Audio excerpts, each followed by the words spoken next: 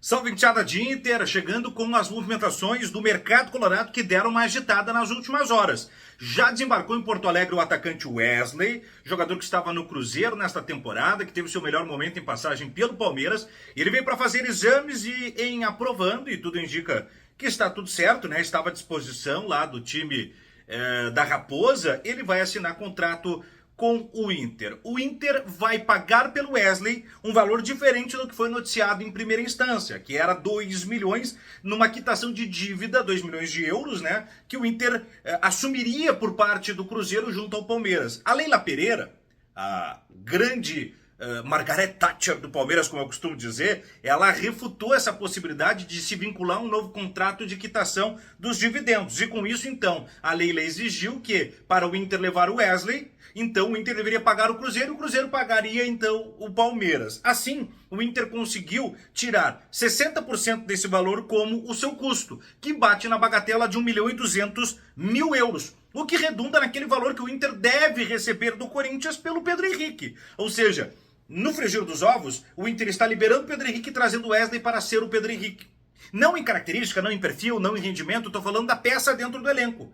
Porque o Pedro Henrique não quer ser o camisa 9 que o Cudê tentou fabricar nele. O Pedro Henrique não funciona jogando onde o Wanderson funciona. Então, onde o Pedro Henrique quer jogar e onde ele pode jogar e as condições que tem para que ele seja um suplente dos jogadores mais afirmados. Veja que o Alário veio para jogar e já fez gol ontem, o Valência é titular, o Borré vem para titularidade, o Wanderson é titular, o Maurício briga por espaço no time. Então ele ficaria atrás dessa linha sucessória, tem um salário mais alto do que o Wesley na casa mensal, e isso então faz com que o Inter alivie a sua folha mensal, troque um jogador por outro sem nenhum tipo de custo, vamos dizer assim, é claro que precisa receber do Corinthians, né? Mas traz um jogador mais jovem, fica com direito de 50% do seu passe para revender lá na frente, e isso pode dar ao Inter depois algum tipo de compensação financeira que dificilmente teria em ressarcimento de um jogador de 33 anos que é o Pedro Henrique. A temporada do Wesley no Cruzeiro não anima, mas eu insisto que nós devemos levar mais considerações para fazer a fundamentação se o negócio é bom. Primeiro, as cifras envolvidas, os custos e as possibilidades de entrada, a idade do jogador, e também aquilo que o técnico pode tirar dele. Até porque se nós pegarmos a última temporada do Alário, é claro que o Alário é um jogador de um vulto muito maior do que o Wesley, eu não estou comparando a qualidade dos dois, mas o último ano do Alário também não justificaria trazer o Alário, que era um jogador de 31 anos com um ano muito ruim e lesões. Mas você traz pelo que ele pode render, e ontem ele já deu uma credencial de que ele pode ser aquele Alário, que é o que faz com que o Inter vá buscar ele. O mesmo vale para um Rafael Borré, reserva do Werder Bremen, que lutou contra o rebaixamento da Alemanha, não é? Mas o Rafael Borré, de River Plate, de Eintracht Frankfurt, esse serve. Então, de seleção colombiana, esse serve. Então, não necessariamente você traz o momento, né? É uma aposta, naturalmente que é. Mas eu acho que está dentro da margem de possibilidades que o Inter deve fazer nesta temporada.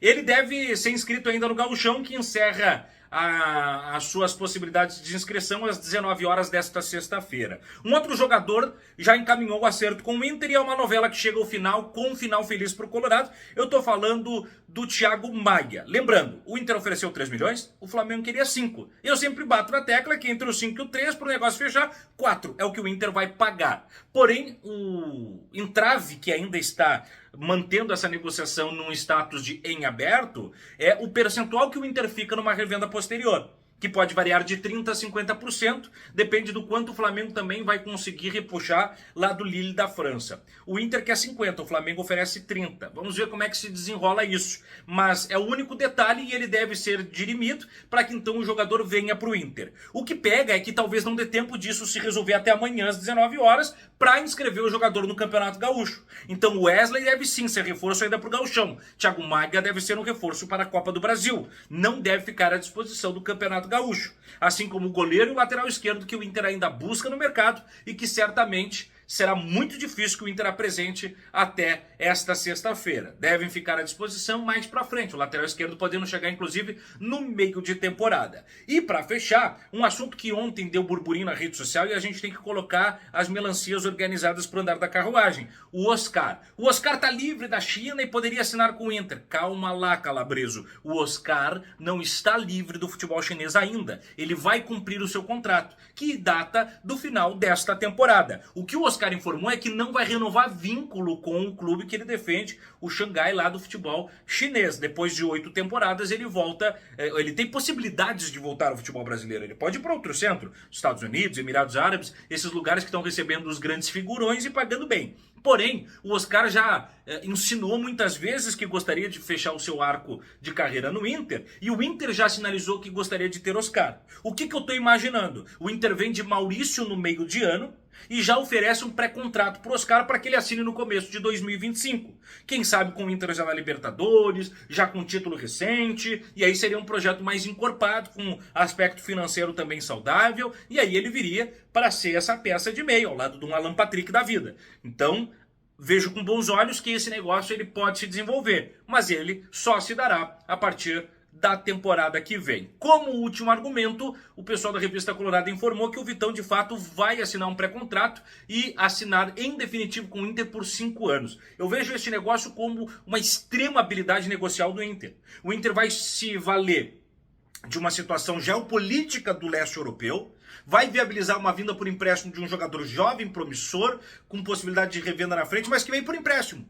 Ele foi se mantendo, ele sinalizou que poderia sair, porque teve tanto bom rendimento em 2022 e 2023 em especial, que acendeu o interesse do futebol espanhol, né? O Valladolid, o Real Betis, o Valência, mas ele deve, ao assinar com o Inter em definitivo por 5 anos, oferecer juventude e, vamos dizer assim, uma renovação e uma constante renovação do futebol colorado para as próximas temporadas, já que o mercado encerra o seu vínculo no final deste ano, e aí teria ali o Robert Renan, que a gente sabe que não vai ficar para 2025, ele saiu no meio do ano ou no final desta temporada ainda, teria o Igor Gomes, que é uma promessa, e os outros que são muito meninos, Guti, João Dalla Corte e tal. Então o Vitão seria, vamos dizer, a manutenção para 2025 da segurança que o Inter está construindo e uma solidez defensiva, né? O Inter é o time menos vazado do Campeonato Gaúcho, o Inter sofreu 5 chutes a gol nos 8 jogos que jogou. Tem jogos como o de ontem que o Inter não sofreu nenhum chute a gol,